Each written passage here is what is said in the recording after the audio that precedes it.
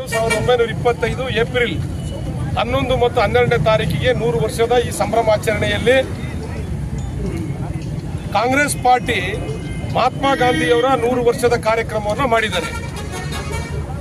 ಅದೇ ಬಾಬಾ ಸಾಹೇಬರು ಕರ್ನಾಟಕ ರಾಜ್ಯಕ್ಕೆ ಬಂದು 100 ವರ್ಷ ಆಗಿರ್ತಕ್ಕಂಥದ್ದ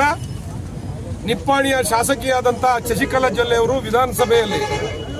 ಕರ್ನಾಟಕ ಸರ್ಕಾರ ಬಾಬಾ ಸಾಹೇಬರಿಗೆ ಗೌರವ ಕೊಡ್ತಕ್ಕಂಥ ಕೆಲಸವನ್ನು ಮಾಡಬೇಕು ಅಂತೇಳಿ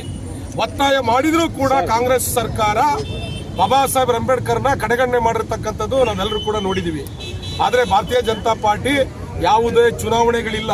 ಆದರೂ ಕೂಡ ಬಾಬಾ ಸಾಹೇಬ್ ಅಂಬೇಡ್ಕರ್ಗೆ ಗೌರವವನ್ನು ಕೊಡಬೇಕು ಅಂತಕ್ಕಂಥ ಉದ್ದೇಶದಿಂದ ಬೆಂಗಳೂರು ವಿಧಾನಸೌಧ ಮುಂಭಾಗದಲ್ಲಿರ್ತಕ್ಕಂಥ ಅಂಬೇಡ್ಕರ್ ಪ್ರತಿಮೆಗೆ ಮಾಲಾರ್ಪಣೆ ಮಾಡೋದ್ರ ಮುಖಾಂತರ ಸಾವಿರಾರು ಬೈಕ್ಗಳಲ್ಲಿ ರ್ಯಾಲಿಯನ್ನು ಹೊರಟು ಏನಿವತ್ತು ತುಮಕೂರು ಇರ್ಬೋದು, ಚಿತ್ರದುರ್ಗ ಇರ್ಬೋದು, ದಾವಣಗೆರೆ ಇರ್ಬೋದು, ಹಾವೇರಿ ಇರ್ಬೋದು, ಹುಬ್ಳಿ ಧಾರವಾಡ ಮುಖಾಂತರ ಬೆಳಗಾವಿಯನ್ನು ತಲುಪಿ 15ನೇ ತಾರೀಕು ನಿಪ್ಪಾಣಿಯಲ್ಲಿ ಬೃಹತ್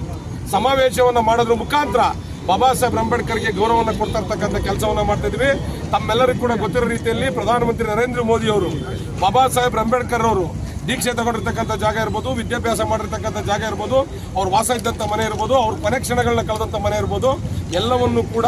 ಪಂಚತೀರ್ಥಗಳು ಅಂತೇಳಿ ಅಭಿವೃದ್ಧಿಯನ್ನ ಮಾಡಿ ಇವತ್ತು ಪ್ರವಾಸೋದ್ಯಮಕ್ಕೆ ಕೊಟ್ಟಿರ್ತಕ್ಕಂಥ ತಮ್ಮೆಲ್ಲರೂ ಕೂಡ ಗೊತ್ತಿದೆ. ಭಾರತೀಯ ಜನತಾ ಪಾರ್ಟಿ ನೇತೃತ್ವದ VK ಸಿಂಗ್ ಸರ್ಕಾರ ಬಾಬಾ ಸಾಹೇಬ್ ಅಂಬೇಡ್ಕರ್ಗೆ, VP ಸಿಂಗ್ ಸರ್ಕಾರ ಬಾಬಾ ಸಾಹೇಬ್ ಅಂಬೇಡ್ಕರ್ಗೆ ಏನು ಭಾರತ ರತ್ನವನ್ನು ಕೊಡುವಂತ ಕೆಲಸ ಮಾಡಿದೆ. ಕಾಂಗ್ರೆಸ್ ನೇತೃತ್ವದ ಸರ್ಕಾರ ಬಾಬಾ ಸಾಹೇಬ್ ತೀರೋದಂತ ಸಂದರ್ಭದಲ್ಲೂ ಕೂಡ